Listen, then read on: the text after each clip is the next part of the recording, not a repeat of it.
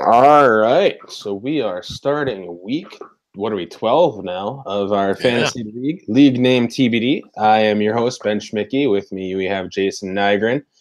Missing tonight is Jake Vossler. He had some other things he had to do as far as Thanksgiving and hosting and whatnot. So Jared Eckert will be filling in for him later on. He is currently throwing darts. Hopefully he's winning and doing well. If not, it sucks. But anywho, Jared will be jumping on later. And so we'll go ahead and get things started here. Quick run through of last week's matchups. We had Alex and myself. A couple of highlights. Goff had a season high of 41.8 points. Low light, Marcus Valdez Scantling, however you pronounce that name, had a season low of 1.3 points. I took the win, moving me to 8-3. Alex fell to 4-7.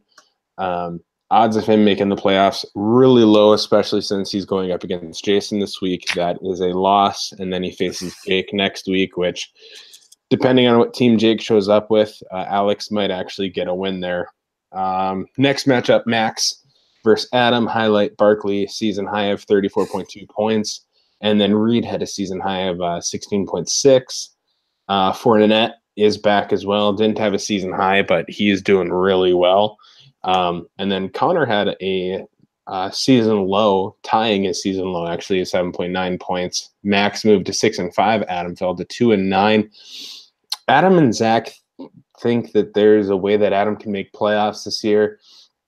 I'm pretty certain he's mathematically eliminated, but so I actually looked at it. I think that they are correct. He actually could still get in if Monty loses out, which is possible, and Jared loses out because they don't ever play each other. They can both lose out, along with Alex can lose out, and can get all of those people at 4-9. So it's technically possible they could all have the same record, but at that point, Adam would need to outscore everyone. Monty, he'd be fighting for 8. So he would have to, well, if Jared loses out, he doesn't get to 4 wins. So then he's out of it. So he would be going against Monty, who is currently about 160 points ahead of, Adam. So he's only 36 points behind, 46 points behind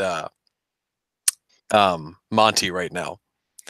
So technically, it's not that difficult for him to put up 40-something points more than Monty over the next few weeks because he plays Monty in week 13. Week 12. Sorry, this week. This week. Yep, he plays Monty this week. So it's possible that Adam gets everything to go his way and he wins out and could, in theory, get to the 8th seed. But it's highly unlikely. Yeah, if Jared wins this week, it makes it a lot more difficult because then he has to surpass Jared's point total, who Jared's at about 1,200 points. So he's got a 85-point lead over Adam. So that's a tougher mountain to climb. Yeah, but we'll get to this week's matchups in a little bit. But yeah, it's probable, but it's unlikely. Very unlikely. Okay, well, let's move back here to last week here. Monty and Jake, highlights real quick. Steelers defense led Jake's team in scoring. That should be a low light. But, hey, they got 20 points. Kudos. Or 12 points? 15. I don't remember. 15. But yeah, some low lights. Fitzmagic lost his job. I offered Monty a 2019 second for Fitzpatrick, and he basically told me no. He wanted way too much for him. Davis, the guy that I said I would drop, and you and Jake basically mocked me. He got 3.9 points. Jake's wide receivers, Brown and Allen Robinson, were both just terrible. And Ertz scored 2.5 points that week. Mixon, Monty, no longer Mixon impossible, but is something about apple cider nut or something, yeah. Yeah, he went to 4-7. Jake fell to 6-5. Next matchup we had was Jude and Zach. Hill had a season high of 48.5 points. DJ Moore had a season high of 25.2 points. The lowlights, Titans D had -7 points, and Dalvin Cook had a 0.5 point week. Zach fell to 3-8. Zach's gonna fall to 3-9. Zach's gonna fall to 3-10. Moving forward, Jude increased to 8-3, so he's looking pretty good. Phil and Jared, this matchup was disappointing, to say the least, in my opinion. Hilton had a season high of 32 points. Galladay had a season high of 21.3. Wentz had a season low of 2.3 negative points. And Ebron and Thomas both had 0 points. So between three guys, Jared had negative 2.3 points. Phil easily took the win on this one. Well, not easily, but Phil took the win. Moves to 7-4. Jared fell to 3-8. That was really Jared's week to lose. If he misses the playoffs, he can look back on this week as the one that his team let him down. There, in terms of the starts that he made, he made all the right ones. He made the right starts, because if you sit Carson Wentz for Dak Prescott, that's a stupid move. If you sit, who is it, Eric Ebron for Hireman in Denver, that's a dumb decision. And Demaryius Thomas is the questionable one. But if you're sitting Thomas, you're probably starting Crabtree or Funches. You're probably not starting Sutton in that situation. That's the only guy that would have gotten him the win. So it's more his team letting him down. That, good grief, if Carson throws one less touchdown or one less pick and throws a touchdown, he wins the game, wins the week. It's a bummer for Jared, because it puts him in a very difficult spot going forward. Absolutely. Last matchup, Jason and Elijah. This one was pretty much signed, sealed, and delivered. Lindsay had a season high of 24.6 points. Gostkowski got the start on a bye week, so congrats to Gostkowski. Season low, Benjamin Watson, Jason's tight end, got a 0, so he might as well have just started someone else. And then the Chargers defense got a -1. I think that was for Elijah. But Jason moves to this season high of 10-1. And Elijah is at 5-6, who I also think Elijah's going to lose out as well, just like Zach. But Elijah had a hot start. I think he started 5-1 on the season. So he's going to have 8 straight losses. Yeah, 7 straight. 7 straight losses, if he loses out, Yep. So not too good. Top performers from the week, we had Mahomes with 45.3 points, Jude's team, Barkley scoring 34.2 points, Max's team, Hill scoring 48.5 points, Jude's team. That's the second week in a row that Hill has led the wide receivers in scoring. Travis Kelce scoring 23.7 points, also Jude's team.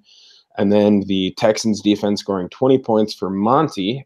Phil actually had the Rams with 21 points. However, they were on his bench. And Justin Tucker scored 12 points for, I want to say that was Monty as well. And then Matt Bryant actually scored 17 points, but he was on free agency. So the waiver wires. So, yeah, couple misplays. I don't think that would have. I think Phil won. So I mean, having a higher scoring defense on his bench didn't hurt him at all. But yeah, having a high kicker on the free agency scoring 5 points more than the highest person on our roster is always a sad thing when that happens. But that's kickers. That's why we all are starting to hate them, I think. And honestly, if the league, all 12 people voted saying, let's get rid of kickers, I would be fine with it. I think that is one change that I would be willing to make, because if everybody was in favor for it, I wouldn't fight it. But yeah, kickers are so unpredictable, and someone's got to go start working on Zach then, because he's not giving up Greg Zerline for anything. I think he would. I honestly think if 11 other guys said, I want to get rid of kickers, I think Zach would fall in line and would go with it. Yeah, we'll see. Yeah. But yeah, notable waiver wire guys. There's a few guys on waiver wires this week that Yeah, there's some interesting options this week. there is. I feel like this is like the third time this season where Jameis Winston is on the waiver wires and then like a legitimate pickup. Yeah, he's a guy that you could pick up and start super easily. I mean, yeah, what is it? Jameis Winston once again is a starter and is a starter on waivers. He's owned 9.4% of leagues. So he's that guy that he's probably he and Fitzpatrick are that one are together those guys that will be 94% owned and then 9% owned and then 94% owned and then 9% owned. I was listening to a podcast today. If you combine Winston and Fitzpatrick to just be Tampa Bay's quarterbacks, they are the number 2 quarterback of the year. That's crazy. Yeah, it's stupid how productive they are as a team, but individually they're so good and so bad at the same time.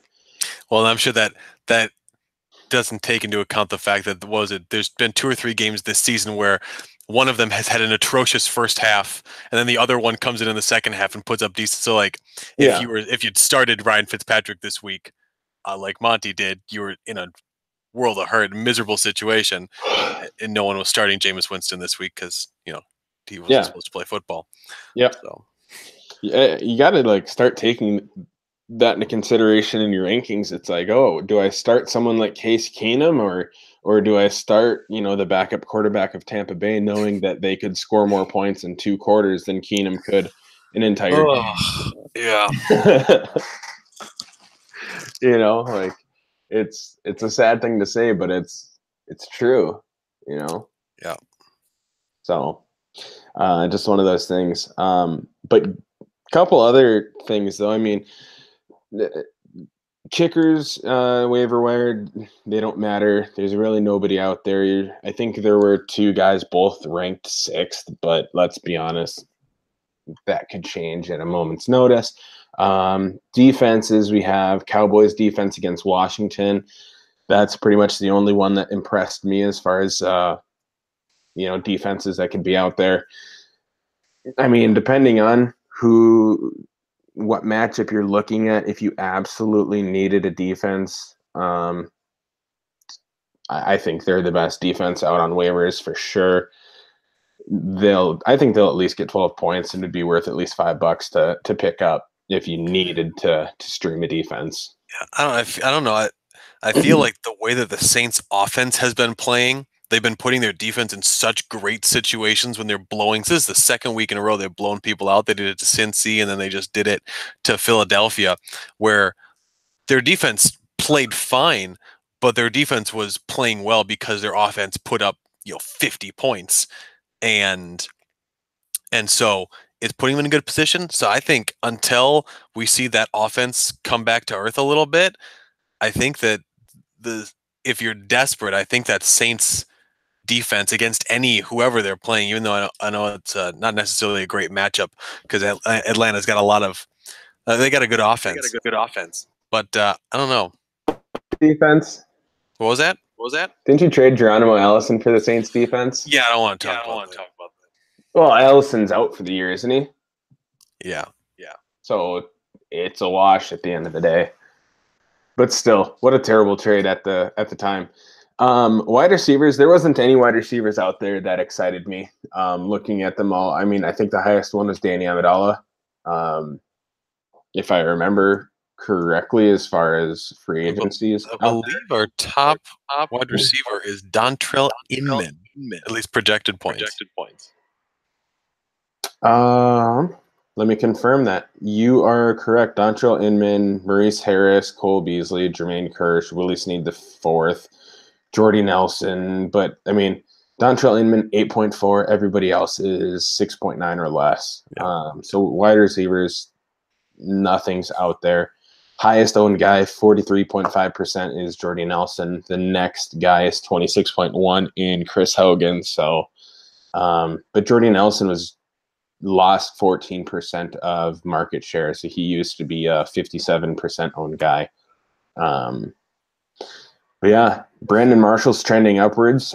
He's moved up 6.3% points. He's now owned in 10% of leagues. That is so ridiculous. Who in the world is rostering Brandon Marshall with any who does that? Who? Max? Max does that, I think. No, not anymore. He traded him to me for. Oh, that's right. Yeah. For the Brandon Marshall deal. I dropped him instantly. Yep. So, I mean, I picked him up originally for $7. Traded him to Adam for, I want to say, a second-round draft pick. Adam traded him to Alex for Demarius Thomas. Oh, no. Yeah, Adam sent him over in that trade for Demarius Thomas before the season started to get to the second overall pick. And then Alex dropped him, and then Max added him on November 14th and then traded him, and then you dropped him. So he hasn't been a viable obviously hasn't been a viable player. He hasn't done anything all year. But, yeah, wide receivers, nothing excites me there. Tight ends, the free agency is a dumpster fire. The only guy that has any relevance now because of the O.J. Howard information, I would say, is Cameron Brate. If you are desperate for a tight end and, you need some sort of a matchup, he's a good guy to go for, especially if Jameis Winston is the head quarterback. He uses Brate, or he uses the tight end position a lot more than Fitzpatrick does because Fitzpatrick just wants to throw the ball deep. Yeah, so, and specifically to Brate, Winston throws to Brate a way higher rate than he throws to Howard. And now with Howard out, I mean, when it was just Brate and Winston the last couple of years, Brate was a top 12 tight end. Yep. Yeah. I mean, week 4 against Chicago, Brate didn't have a target or a reception until Winston came in, finished the game with 3 receptions for 29 yards and a touchdown. They had a bye week 5, and then against Atlanta, he had a touchdown again. Only seeing 1 reception, but Brate's going to get looked to at least if Winston's in the pocket or at the helm. So other than that, though, tight ends are terrible. Best tight end sitting out there right now is Jesse James, and he put up 0 points last week. He has a season high of 22.3, but that's because that was 1 game. He hasn't seen anything over 8 after that. So, But Everett's actually, I guess, 3 receptions, 49 yards, 2 touchdowns. That's regression written all over it as far as being anything worthwhile. Antonio Gates, 5 for 80 last week with a touchdown. I mean, there's people out there, but there's nobody out there that I would want to spend $1 on, except for maybe Cameron Brate, but that's about it. Yeah, not really anyone you can count on to do anything this year for sure. Yeah. Other than that, Alex picked up the one guy that you and Jake thought wouldn't do anything, and he put up where's he at?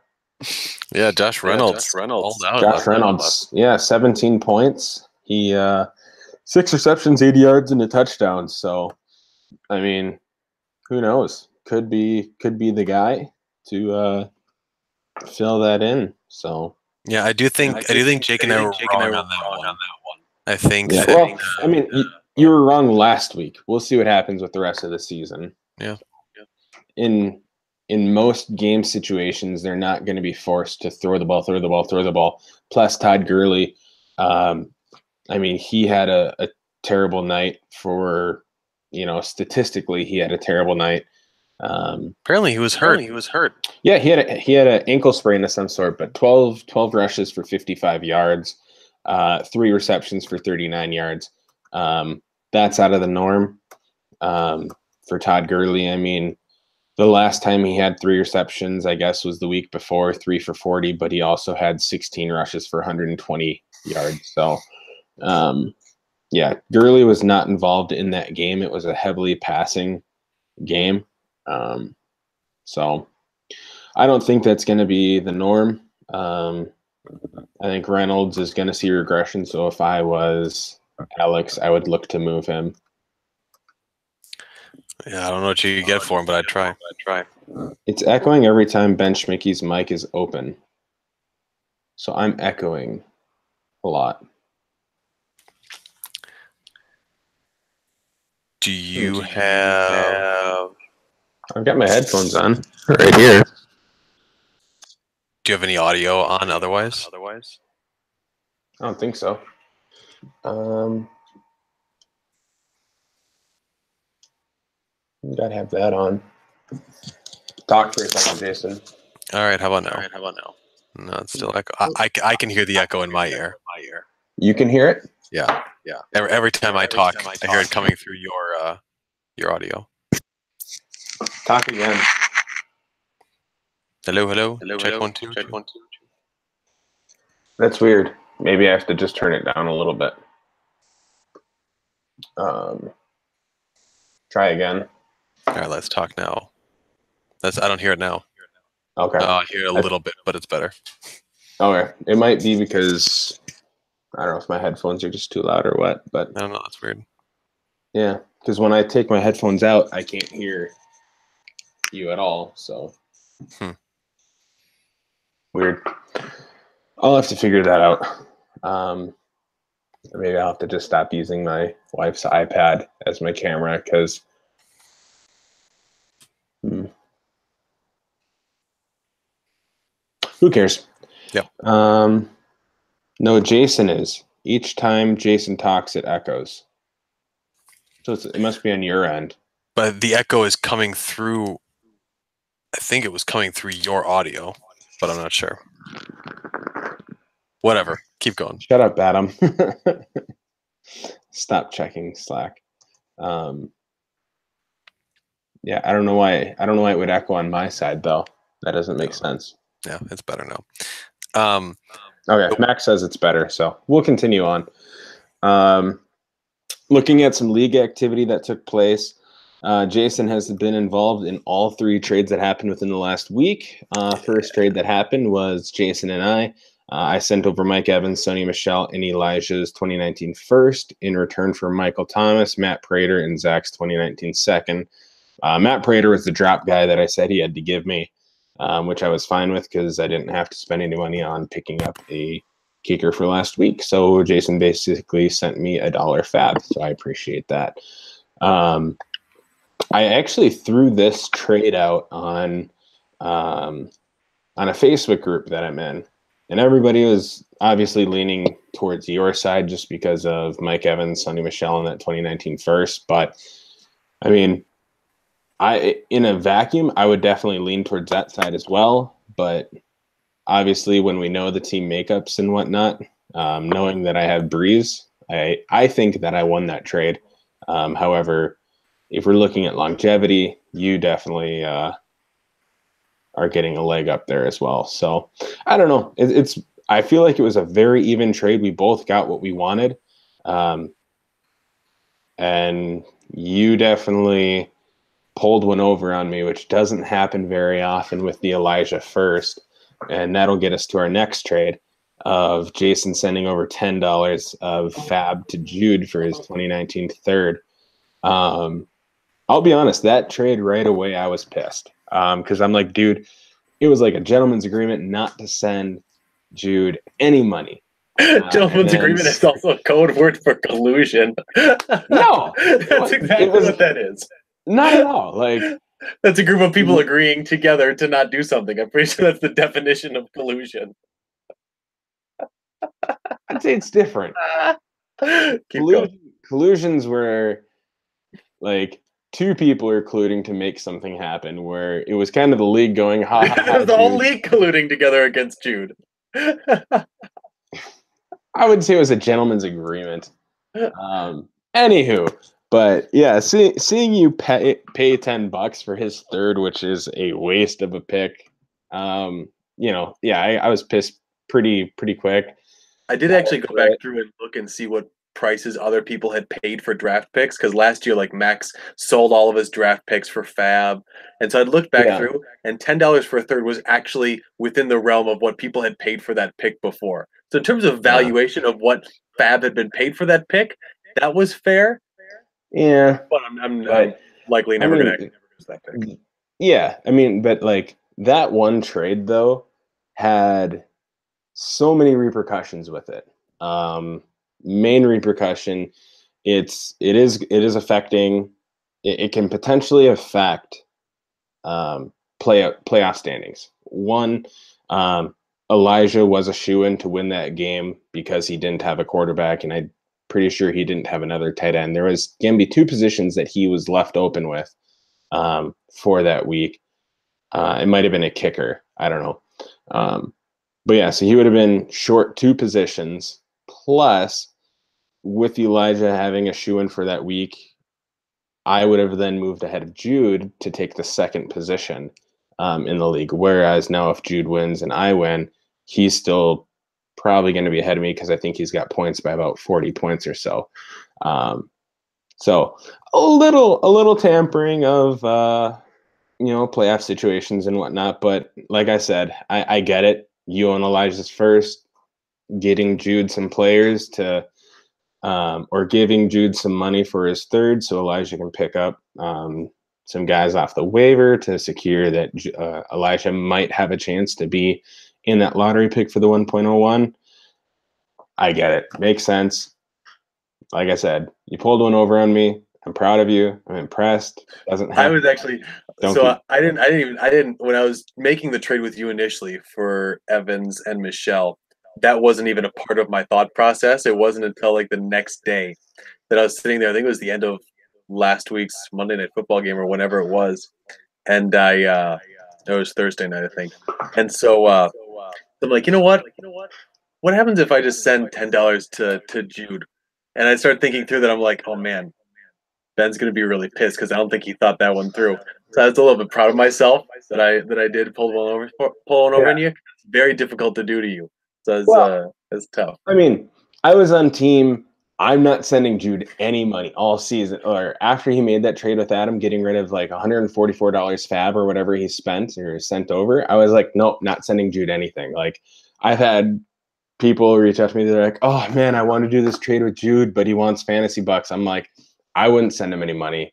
And I'm like, you can, but I wouldn't, So I know Adam stopped or didn't do trades with him because Jude would be like, oh yeah, let's do this trade, but you need to send me like $3.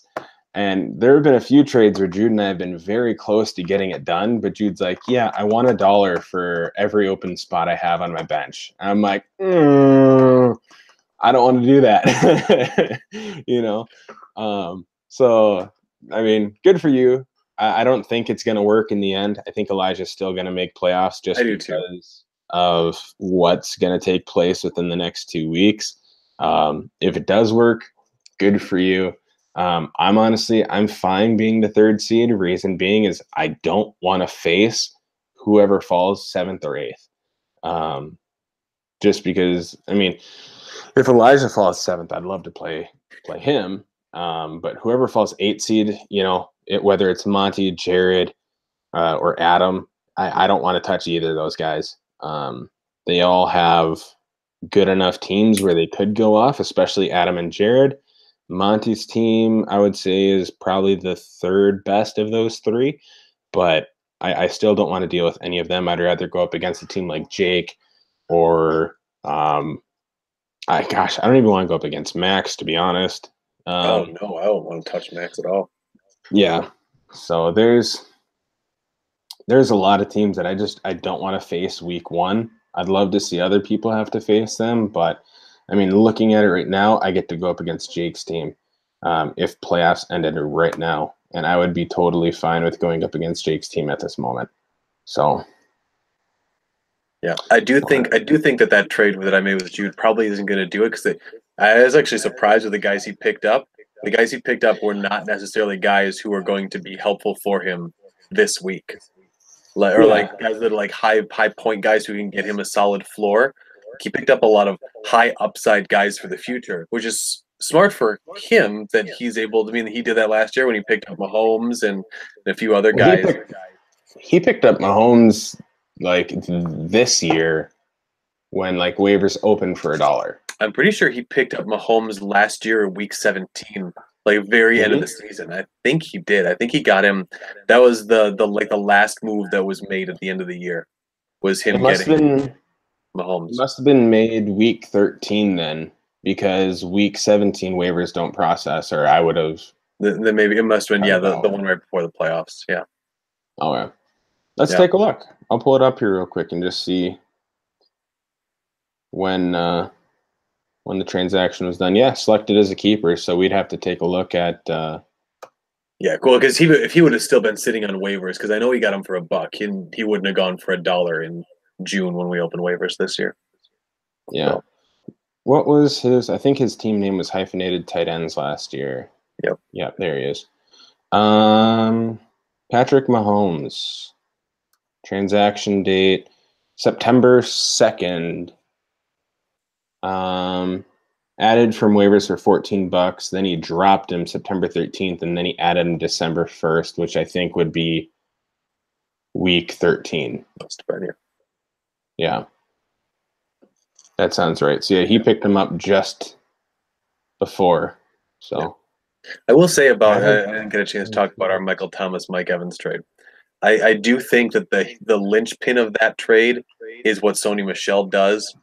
If Sony Michel is a top 12, top 15 running back, I think I'd probably take the edge in that trade, short term and possibly long term.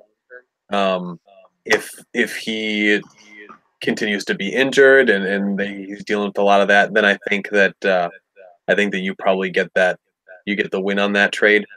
And I also think the other question is if AJ Green comes back healthy for you. If he's able to come back and he's healthy, producing as normal AJ Green, then I think you'd probably win that trade lights out. But if he gets hurt again, or if he's not the same and he's playing through an injury, I think not having Michelle for you to slide into that flex spot potentially, and you're having to depend on someone like Ito Smith or someone else there, I think that could cause problems for you. So I think it'll be interesting to see how it pans out the next couple of weeks. Yep, I definitely agree. I am banking on AJ Green, of course, but we'll see. I mean, I've got a couple different options now sitting on my bench. If I have to go the 2 tight end route, which I don't want to do, and Jack Doyle and AJ Green, I would, but yeah. Let me check something out here. What's Jared asking me? Website.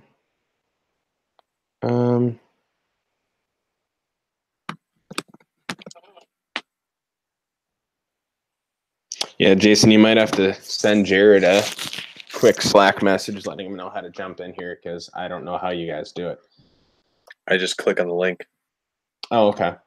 Should just be able to click on the one that you sent us in our group chat. So, all right, I'll send that message to him real quick. Just click the link. How do I do it? We'll Slack. There we go. We should have him soon here. So sorry, yeah. Linchpin of our trade that you're talking about, you said was. I think it depends. It's whatever Michelle does. Yeah. Yeah.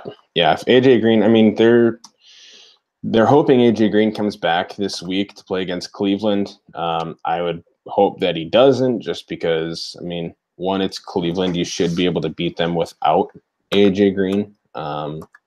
But for the sake of my $20, I guess I hope AJ Green comes back to help Cleveland get a loss, because I don't want to pay max.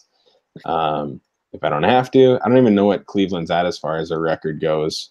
I think they're still a ways out from being, because 8-8 is the bet, right? Yeah, I think they're like 3-6-1, something like that. Well, no, that's only 10. Maybe they're 4. I don't know. 4-7-1. something. I don't know, but poor guy started out so well. But I mean, if he finishes 7-8-1, that's a win for him. So because that'll be a more of a win record than a loss. 7. You need to be 8-7-1, not 7-8-1. Yeah, 8-7-1. There you go. But 7-8-1 though, what would he be? Would he be under 500 then at that point? Yeah. I guess because he'd be 7-8, and the tie would only get him like half a percent or something. Yeah. The last trade I think that was made this week was the one that I made late last night. It was agreed to late last night after I fell asleep, so I didn't post it till this morning. It was the Doug Baldwin for 2 second-round picks. Max's 2019 and 2020. What? Why? Like how? Tell me how that conversation went, because I have no idea. Well, I've been trying to unload Doug Baldwin for the better part of 3 months since I bought him back in August, and I just haven't been able to get anyone to bite for him. I think I made like 20 trade offers to Jake over the last few months for guys like Chubb or Michelle or Ertz or anyone who he had, and every time I'm throwing Doug Baldwin in trade offers just to see if he'll bite. And I did that with a lot of people, and no one bit. And I've got 4 top 12 wide receivers. Doug Baldwin likely never going to see the light of day. And even if one of those guys gets hurt and I need someone to go in a flex, I got an extra wide receiver. If I got 2 wide receivers down, I have a bunch of running backs who I'm probably starting over Baldwin, right? Like between Ingram and Michelle and Breida and Carson and Howard, I've got a lot of RB2s, low end, even mid to low RB2s sitting there that I'd probably throw in over Baldwin. And I just feel like the time that I would need to use him is probably going to be past the time where he's useful, which is like a year or 2 from now.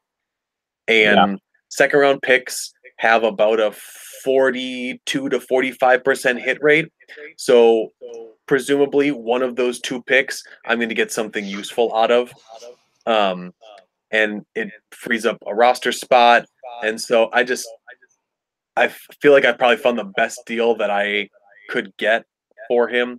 So I'd pick up the 2 picks, and whether that allows me to move around in the draft or use that as an add-in for a trade to get me something what I want later. I feel good about it. Yeah. Hi, Jared. Hey. Welcome. Can you hear me okay? Yep. Cool. Sweet deal. I'll have to ask the guys if you not having headphones or anything is echoey at all. So I'll go get some. Okay.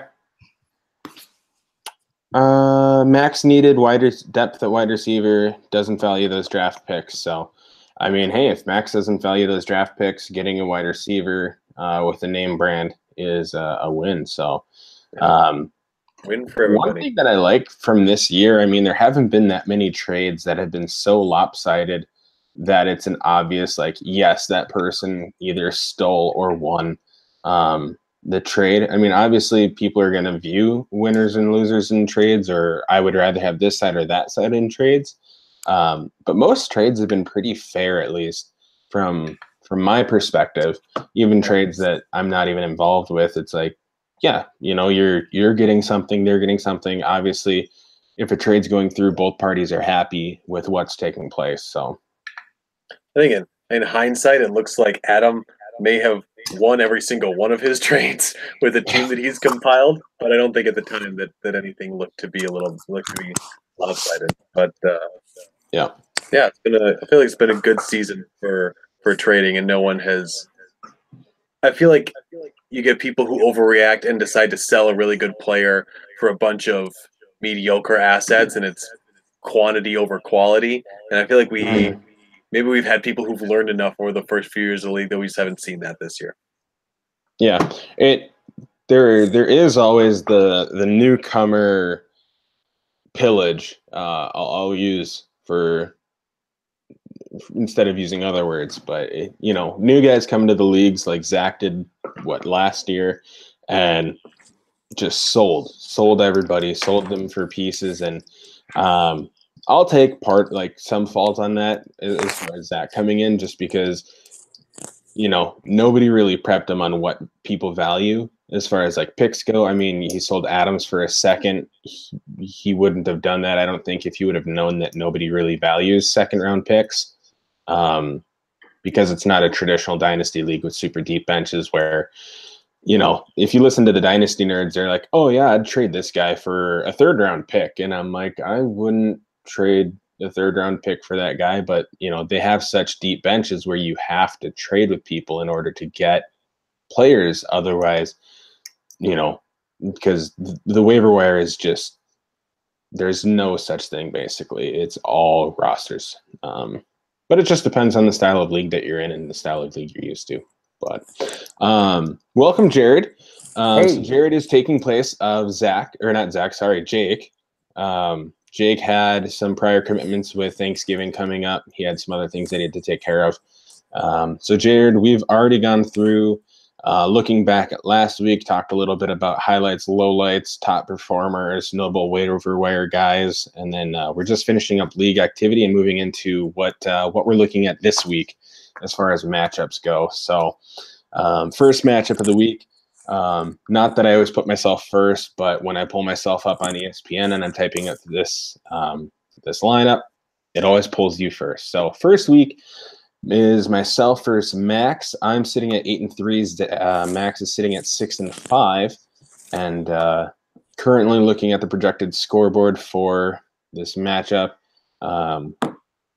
I have a over of 8.9 points against Max, so it's definitely not a shoe-in win.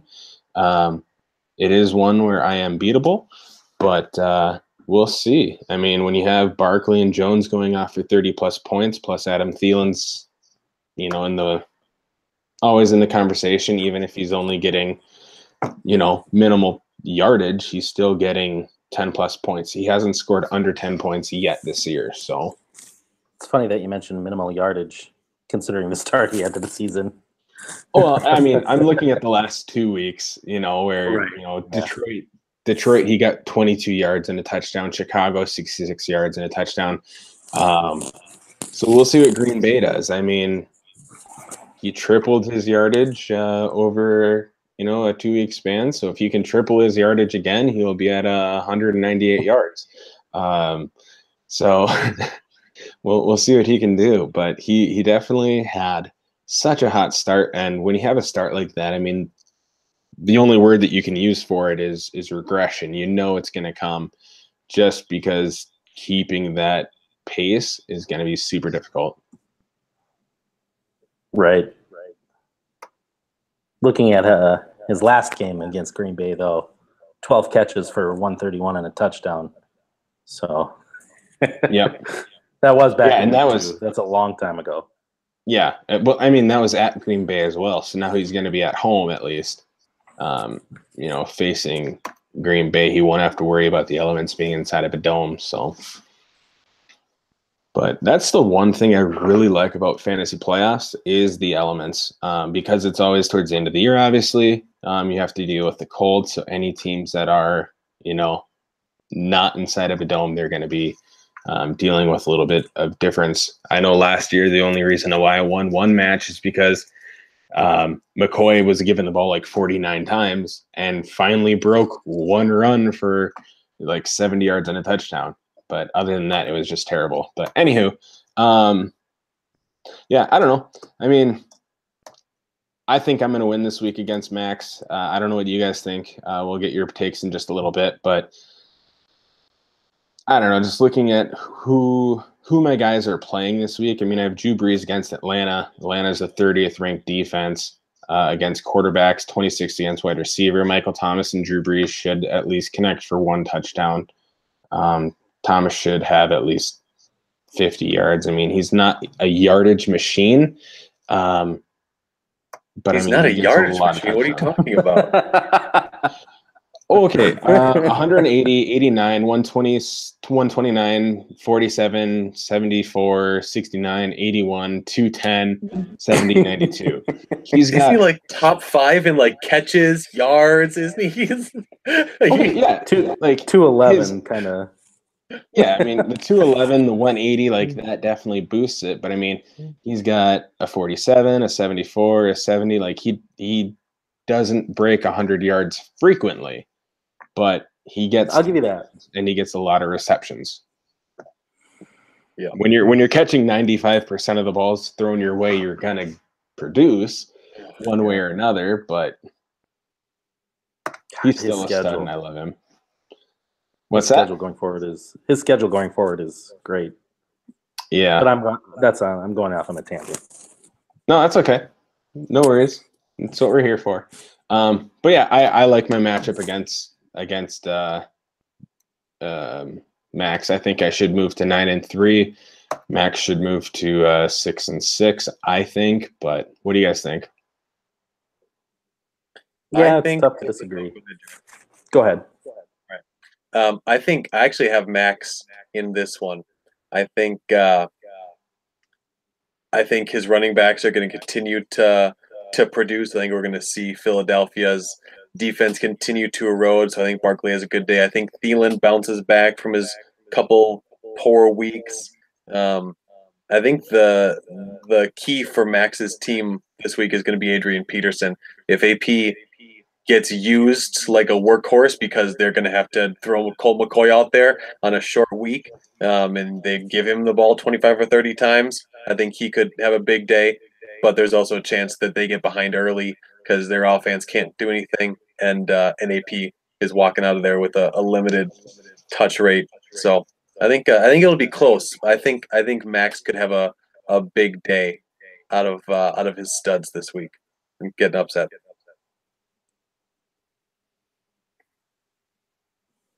Yeah.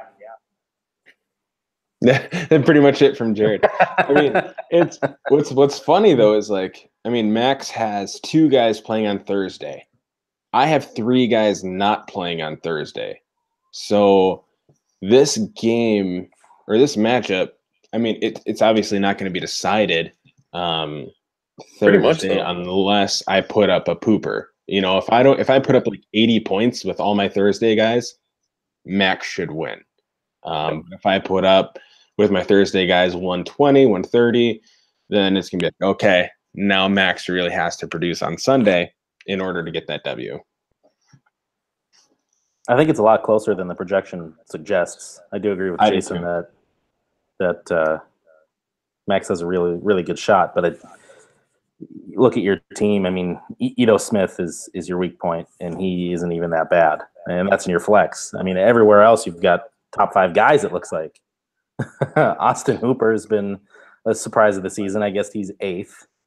Mm-hmm. David Johnson's finally coming into his own. Zeke is obviously Zeke. Yeah.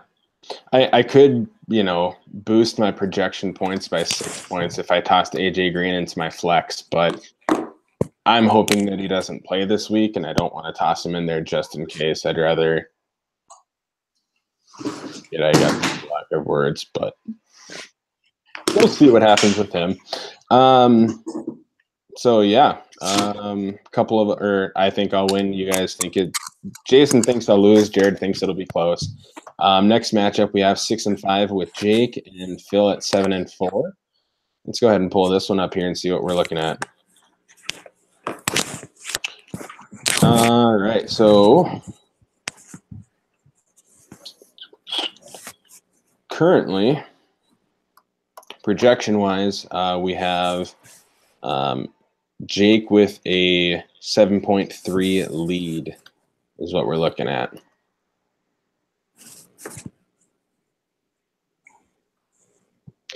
So, I don't know. Looking at his team, I mean, he's got Matt Ryan against New Orleans. I think that's going to be such a shootout game just because both teams have pretty bad defenses right now. And, I mean, Matt Ryan with Julio Jones, they can do a lot of different things.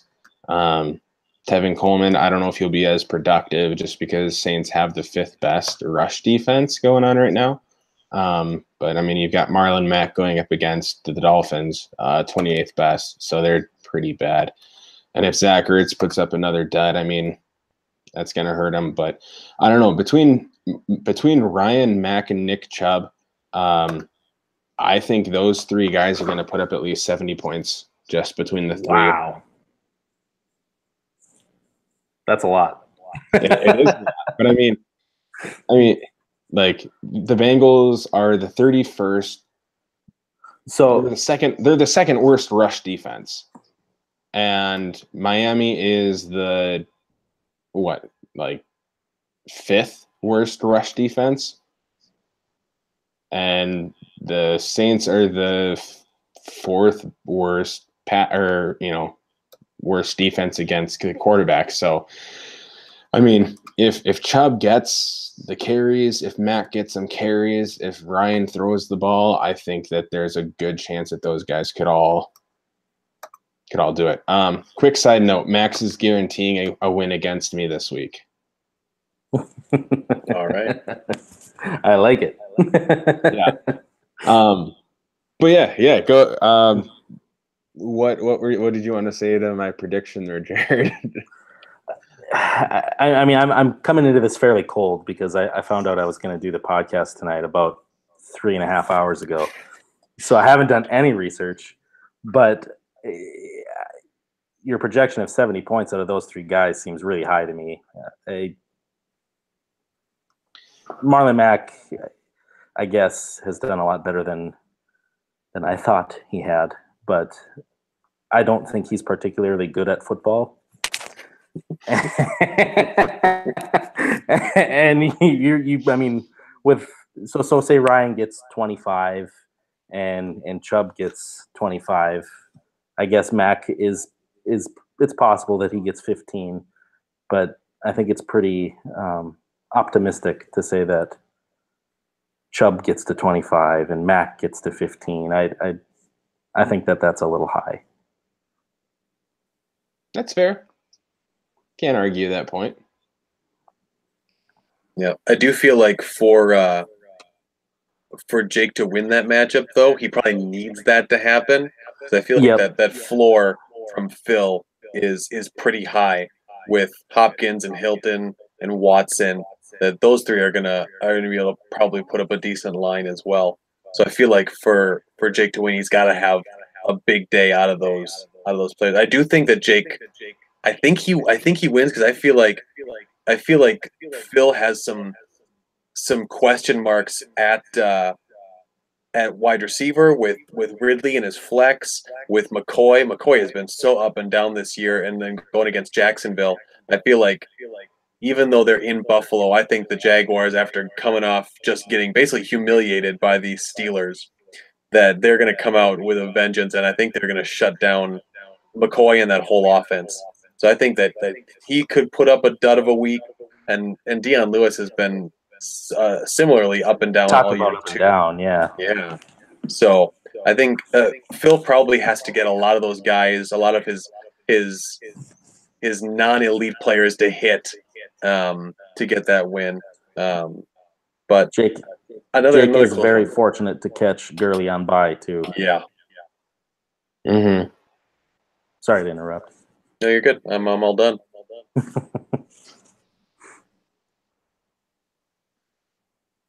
Let's check out the next matchup then. Monty and Adam. Monty's at 4-7. Adam's at 2-9. Jared, we talked about this earlier. Adam does have a chance to make playoffs still, but it's very unlikely. It's actually got a better chance to make playoffs than Alex does, and Alex has, I think, 2 more wins. Impressive. That is probably the most sad but true statement I think I've heard tonight.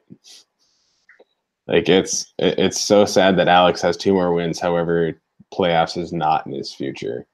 I mean, when you're going up against Jude and Jason, or when you go up against Jason, Jude, and Jason in the last 3 matchups of the year, I mean, yeah, that's unfortunate. Yeah, you're you're in a bad place. But let me pull something up here real quick. What do we have? Max and Adam and Monty. I mean, obviously, I hope Monty loses just because I own his pick. So there is there's a lot of bias on my end as far as that goes. But man, I think it's going to be close. But just looking at Adam's team, I mean, he should win. Adam's got more elite players on that roster that he's thrown out there. With Fournette, he's got more elite players with Fournette, with Connor, with Juju. The only question mark is Big Ben's playing on the road, which, as anyone who follows fantasy football knows, means a bad day for a quarterback for the Pittsburgh Steelers. So he kind of buckled last week, but garbage time definitely helps him a little bit. I mean, week 1 in Cleveland, he only had a 7.3. Week 3 at Tampa Bay, he got 26. Week 6 in Cincinnati, he got 19. Week 9 in Baltimore, he got 24. And then last week, he got 21. So it hasn't been as bad as history has been. But, I mean... But it's still been on the road. Yeah, it's still something that he struggles with. And the same thing, like, I thought was, with Drew Brees as well. He has generally struggled on the road, but this year has just been kind of different. So I felt okay, gambling on him. But I think the big thing comes to James Conner. I mean, if it turns into a huge passing match and he's not involved in the passing game, I think it's going to be a pretty easy loss. But if James Conner can put up, the 20 points that he normally can or generally can, I think Adam should get not an easy win, but I think that'll put him up earlier. And I think Traquan Smith has a good opportunity to put in another good game this week, coming off his big performance last week. Mm-hmm. Yeah, holy crap, 26 points last week. And, I mean, I think Adam's trying to be like Jude 2.0 a little bit. He's got Roethlisberger, Connor, and then Juju Smith-Schuster. So, I mean, if Roethlisberger can throw 3 touchdowns and Juju gets at least one of them and Connor rushes in 1 or 2 and maybe catches a touchdown, I think that's going to help him out tremendously. But if Connor and Juju don't get those touchdowns and Roethlisberger does, I mean, yeah, that'll help Roethlisberger, but it's going to hurt his team overall.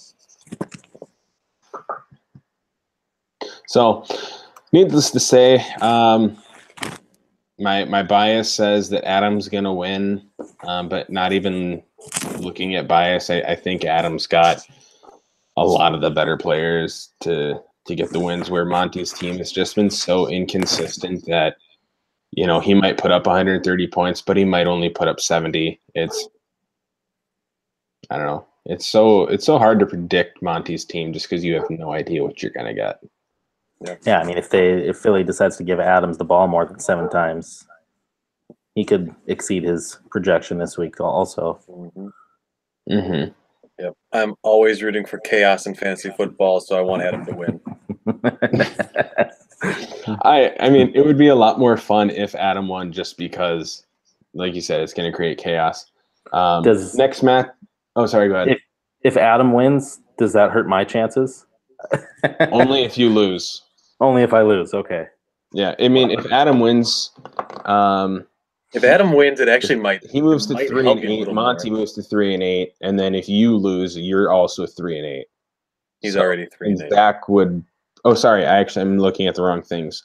If Adam 3-9, 3-9, you would. If you lost, you would be 3-9, and then I Monty need Adam to win. So that's my prediction. Adam wins. Yep. There you go. There you go. Alex is facing Jason this week. Jason wins. Let's move on. Wait just 1 second. Currently, I know he doesn't have a quarterback, but my projected line, I'm projected to win by 68 points, and his total projected points is 60. It's going to change once he starts at quarterback, but I just think that's funny. I'm projected to win by more than he's projected to score. That's impressive. Yeah. That's one word you could use for that. Well, his backup quarterback has a broken leg. So he's not going to get much help there. If Alex Smith is quarterback. Oh, that poor guy. Yeah, he does. Like top 5 of the worst injuries I've seen. That was bad. Yeah. Okay, let's talk about Alex Smith real quick. I did not know this how severe that injury was. I was listening to a podcast tonight, and apparently his bone poked through the skin.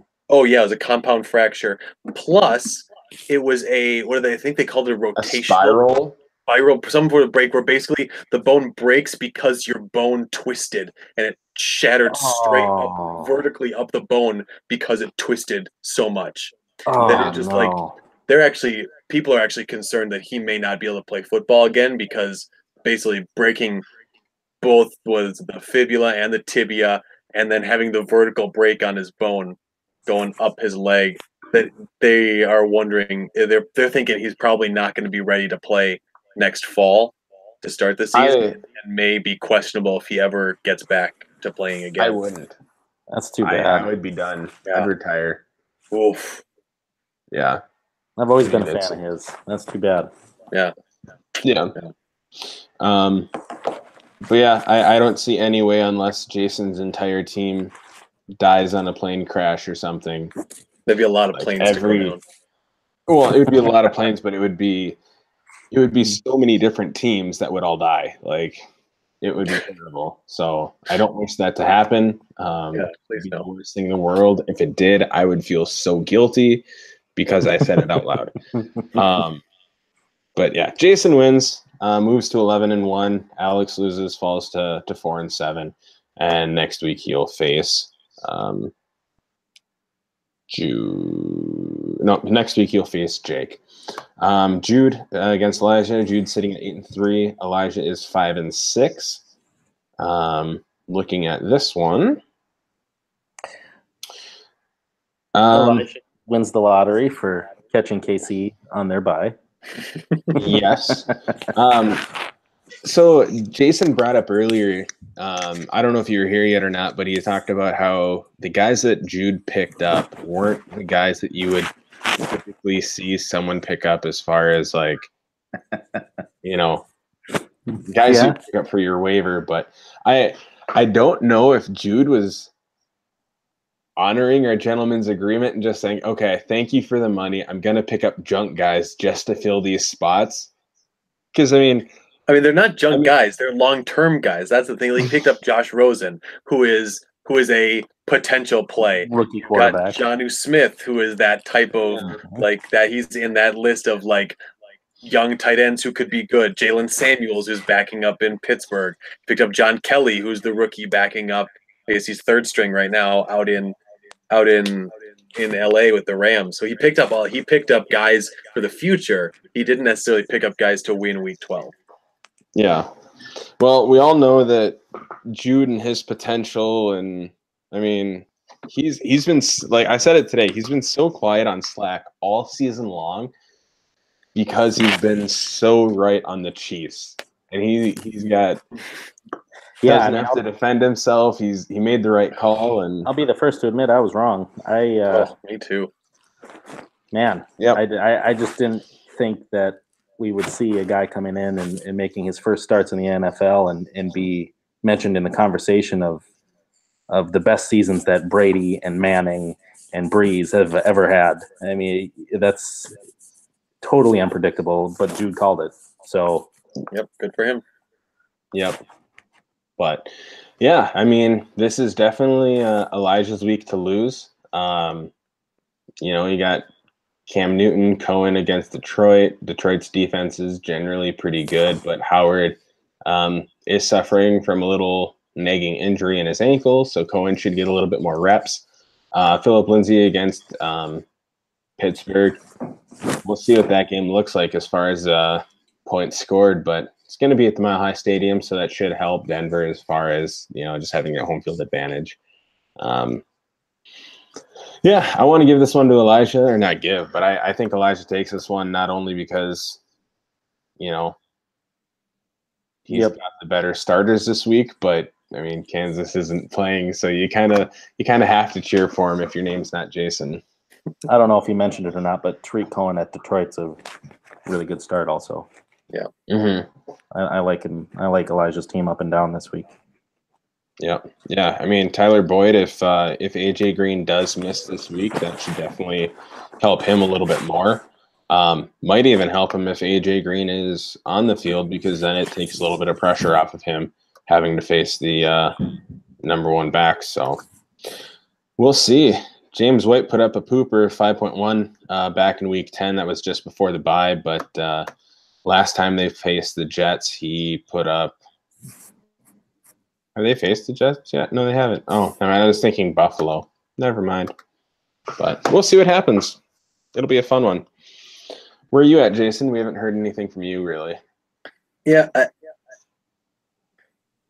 I think that for Jude to win, he needs to have a lot of things go his way, right? He needs McCaffrey to have an elite top 5 day against Seattle. He probably needs DJ Moore to have another big high volume week, and he probably needs Josh Gordon to have a big week from Brady and them coming back and trying to show everyone that there was an aberration when they got crushed by Tennessee. So I think he needs a lot of those guys to hit big for him to have a chance. He also probably needs Rosen to have a good day against the Chargers, which has been tough to do against that team. So I think he's going to need to hit in a lot of places where I feel like Elijah can just kind of hit his baseline and have those guys just put up their floors, and he's probably going to be okay where Jude needs guys to hit their ceilings. Agreed. Yeah. Can I just say that Jude, I mean, he hit the nail on the head with having Kansas City. However, we all lucked out with Bell not coming back and Bell being added to that team. If Bell comes back, I think he probably wins the championship hands down. Like I don't think there's anyone who would have, especially if Bell produces at that level. There's no way anyone's going to keep up with that. So we got lucky. Yep, absolutely. So yeah, I think we all agree Elijah has the upper hand on this week against Jude. And the last one, we have the battle of the 3 and 8s. Yep, 3 and 8s. Zach and Jared. So looking at this one, Zach is projected to win by 3.5 points. However, Jared currently has Kareem Hunt starting, who's on a bye week, and Zach also has Greg Zuerlein starting, who is also on a bye week. So who would not going to get much help from my bench at running back. Yeah, that's true. Wendell Smallwood sitting there right now. That's about it. Well, you got Ty Montgomery of 0.7 and Wendell Smallwood of 4.6, and yeesh. Yeah, didn't break my way this year. Yeah. Well, you did miss. We did talk about waiver wire pickups. There is Gus Edwards out there, currently owned in 0.2% of leagues, which is basically his mom and his grandma. So he is a best friend, Jared. Yep. All $24 left of Jared's fab is going to Gus Edwards this week. Desperation play. Just be careful spending all 24, because remember, you got to bid at least $1 if you're going to make any acquisitions. So at this point, though, I mean, that playing devil's advocate, I've got 2 weeks left. That's probably my last ad for the year. Yeah. Right? It's probably fair. That is very fair. But let's take a look though at the different teams. I mean, you've got all of his Minnesota guys, Cousins, Cooks, Diggs, and Rudolph up against Green Bay for Zach. So, I mean, Green Bay is kind of a pushover, it looks like, as far as, opponent rankings when it comes to wide receivers. However, they're 5th against the quarterback, 5th against the running back, and 5th against tight ends as well. Holy crap. 14th against quarterback and running back, 5th against tight end, and then 25th against wide receivers. So the team definitely isn't a pushover, but, like I said, it's going to be indoors, so it shouldn't hurt Minnesota at all, but we'll see. I mean, if it becomes a gunning match between Cousins and Rodgers, I'm going to take Rodgers hand down if it's going to be a game of throwing, just because how do you go up against Rodgers? Jared will probably disagree. The Vikings defense is how you go against Rodgers. Exactly. I do think against Stafford. Yeah, I think that the Green Bay defense has actually had flashes of being able to be a really good defense. I mean, we saw them shut down the Rams for a half when they played in LA. They played well when they played against Seattle for a period of time. And so they have those flashes. Jair Alexander at corner has been probably the best corner in the draft this year. And so I think that at some point we may see that defense put it together. I'm a little worried it might be this week. So I think that there's some question marks. The Vikings offensive line has looked absolutely atrocious, and so you never know if they're not in sync and guys start getting nervous and letting guys through. That we've seen Cousins doesn't have that same ability that Keenum had last year to evade in the pocket, to make those miracle throws, to be able to get the ball to Diggs and Thielen when he shouldn't be able to, and he doesn't have that same ability to evade. And so I think that there's a lot more question marks for that offense of being able to produce consistently because of that line. So I think Zach probably loses this week, even though Jared might be short a running back. I think we've seen Galladay coming into his own. I think Lockett can have a good week. It probably comes down to how things go for Wentz. If he can produce more than negative points, that would probably be ideal. But it might be another close matchup. But I think it goes Jared's way. Well, the last time the Vikings and the Packers played, yes, it was week 2, which is a long time ago. They gave up 29 points. They had no interceptions. They had no defensive touchdowns. They had no fumble recoveries. They did have 4 sacks. So they're not going up against Detroit. Is something that you have to remember. Detroit was a terrible team. That was 10 sacks. It was just embarrassing to watch. But I think it was fun to watch, but it was so embarrassing just watching Stafford hit the ground that many times, especially since I was playing against Jason, who had the Vikings defense.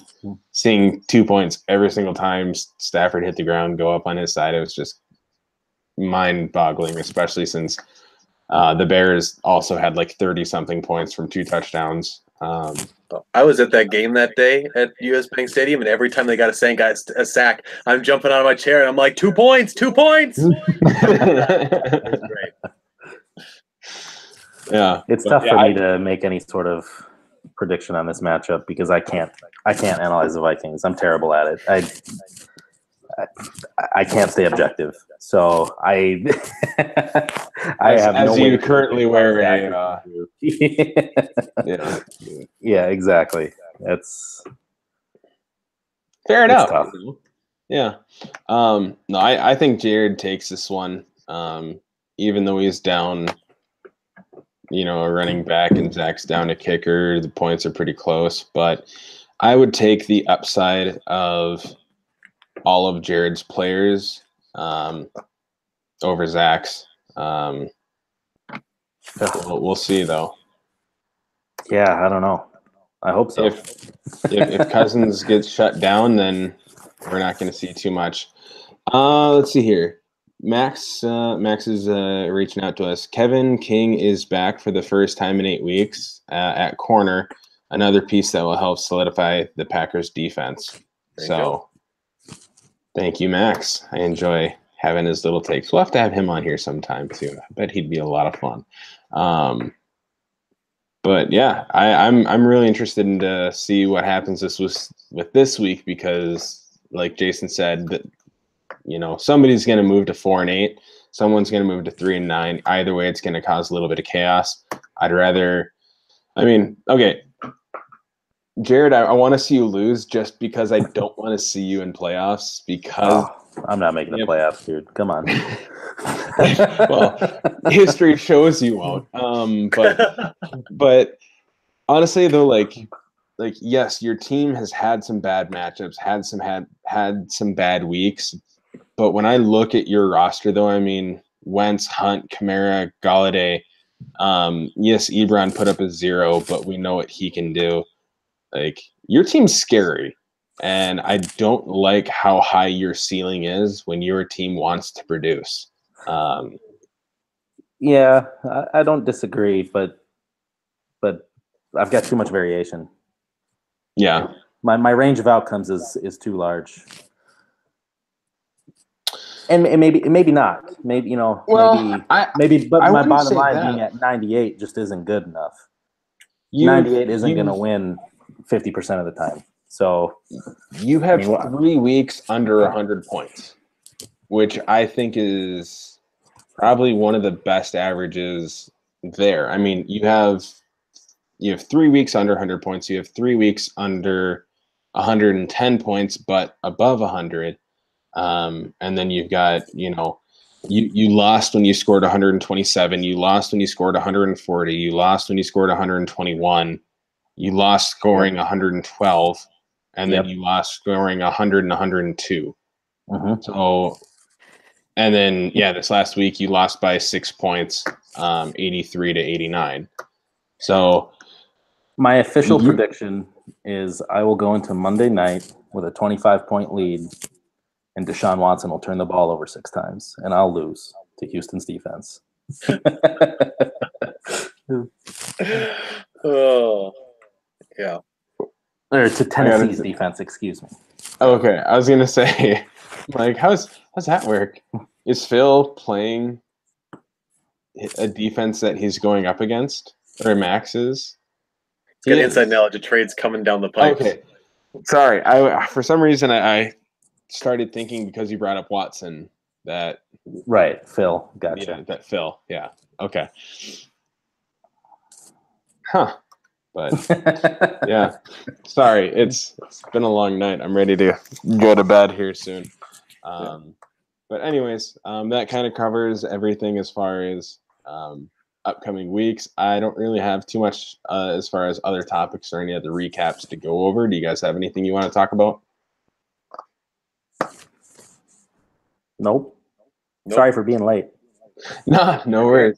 It's better to have you for a little bit than not at all. So we appreciate you coming out and spending some time with us. And for loyal listeners like Max, Max just said he wants to be on the podcast, so we'll definitely have you out sometime. But yeah, I think this is a lot of fun. I love doing this every week. It's an honor being your guys' commissioner. I love this league. It's one of my favorite leagues to be a part of. So thank you guys for making it great.